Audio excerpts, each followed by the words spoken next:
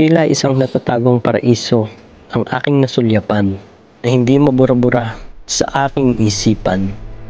Noong una'y aking inaakala na walang magandang tanawin na aking makikita dahil ito'y nababalutan ng mamiberte at matataas na puno. Dito ko napagtanto na ang bawat bundok ay may kanya-kanyang gandang itinatago. Minsan wala sa tuktok ang ganda ng tanawin, kundi nasa landas na iyong tatahakin.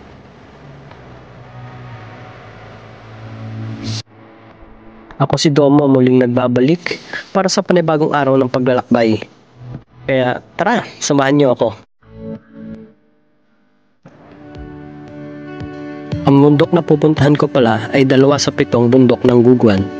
Kagaya ng karaniwang araw ng pamundok, sumakay na lang ako ng bisikleta patungo sa lugar na aming napag-usapan na tagpuan.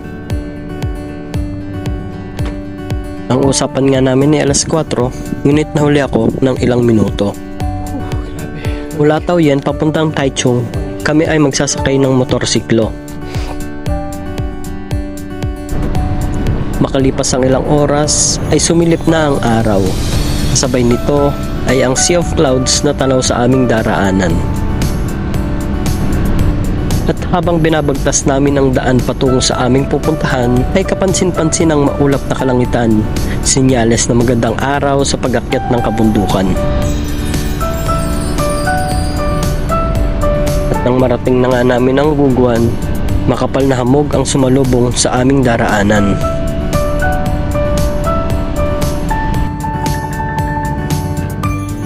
Sa paradahang ito, ay dito na kami nag-ayos ng gamit at nagpahinga kami saglit bago kami umahon. Kapag lalakad nga namin patungo sa trailhead, matatanaw mo na ang alapaap sa mababang kabundukan. Sa di kalayuan ay natagpuan na namin ang trailhead. At bandang alas 8:30, dito na kami nagsimulang umahon. Ang unang peak na pupuntahan nga pala namin ay ang Bashan, kung saan mayroon itong habang 6 na kilometro mula sa trailhead na may taas na 2,366 MASL. Matapos ang ilang kilometreng lakarin ay panandalian kami nagpahinga upang makabawi ng lakas.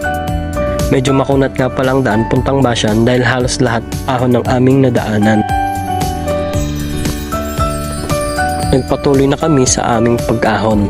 Nadaanan namin dito ang 1.7 km mark at ang mossy forest na kay gandang pagmasdan. Hanggang marating na nga namin ang Bashan bandang 12:30 ng tanghali. Lasing din namin. Pagod.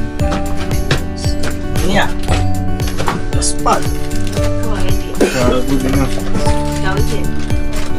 Matinding pagod talaga ang inabot namin sa Bashan pa lang.